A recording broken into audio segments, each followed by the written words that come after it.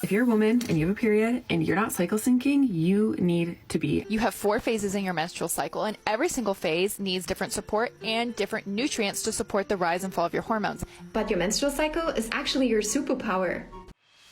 Look, I'm fascinated by this conversation we're about to have. You might have heard of cycle syncing. It's a new method that's trending there, as you saw, on TikTok, relating to women's health. And the goal is to align your lifestyle activities, like what you eat, how you exercise, with the different phases of your menstrual cycle. Now, doing this is supposed to heal your underlying hormone issues and optimize your energy and your mood. Thankfully, to break it all down, we have women's hormone expert Alisa Vitti, who's joining us now. She's the founder of the healthcare platform Flow Living and the author of In the Flow. Love it. Alisa, this term, cycle syncing, is something that you coined. What is it? So the cycle syncing method is a way for us to synchronize our self-care activities with each of the 4 phases of the cycle. And I created this because I was wanting to understand why were so many more women suffering from hormonal issues compared to men. 80% of women will have a hormonal issue at some point in her lifetime, and 80% of women suffer from PMS currently. And I wanted to understand why was that such a big difference. So I started doing research, and it turns out I uncovered this second biological clock that women have, little known and very misunderstood, called the infradian rhythm. And it affects way more than just our menstrual cycle. We experience it over those 28 days. But it affects our metabolism, our brain chemistry, our immune system, our energy, everything.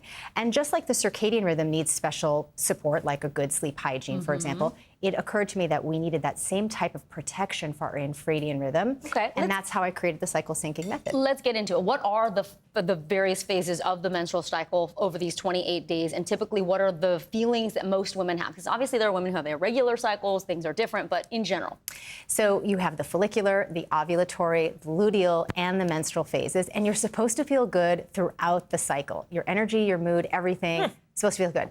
But because we didn't know we had an infradian rhythm, we are actually accidentally disrupting it. And that's when, after ovulation, so many women suffer from PMS because they're just, not taking care of that luteal phase the way that they should. PMS is a hormonal imbalance, not normal, not necessary, and the cycle syncing method can really easily resolve that. So underlying what you just said, underscoring what you just said, you should be feeling good at all. So if you're not a doctor and all those words felt like something you didn't process, what does this mean day to day? Does it mean that you should be, a lot of women say, oh, I feel sluggish during this time of month. Should you be protecting your energy for when you feel sort of like most able to do your most involved tasks? Or what do you do with that information? So you want to think about your basic self-care practices. You want to think about, the cycle syncing method has 3 pillars. You want to sync up your food, your fitness, and your productivity with those 4 cycle phases so that you can protect your energy, maintain your energy throughout the month.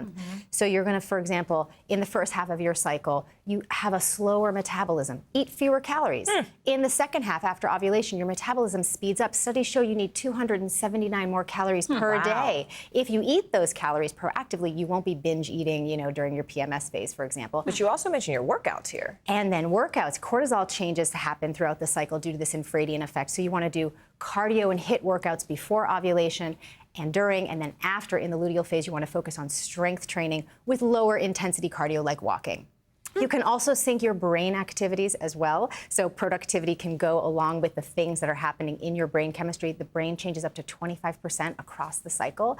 So you can prioritize things to work smarter, not harder. So, you can plan networking events, you can do deep work at the different times of the cycle that are easier and lower stress on your body. So work with your body, not against it. Totally work with it, but it does sound like a lot of work in general to know all of those phases. Which one are you in? Do you have suggestions on how to actually practically apply this to your life? Yes, you don't need to become a subject matter expert. I built an app called MyFlow that really takes all the guesswork out of it. So you just put in your period coordinates and it will give you personalized recipes, meal plans, and workout videos, and even a time management planner to help you sync up your entire life and self-care with your unique cycle so that you can feel your best every month. And of course, eliminate symptoms. I mean, I personally suffered from PCOS, and this was something that really helped me. Amazing. Women's hormone expert Alisa Vitti, thank you so much. We really appreciate it. My pleasure. Really interesting. Stay with us. You're watching NBC News Daily.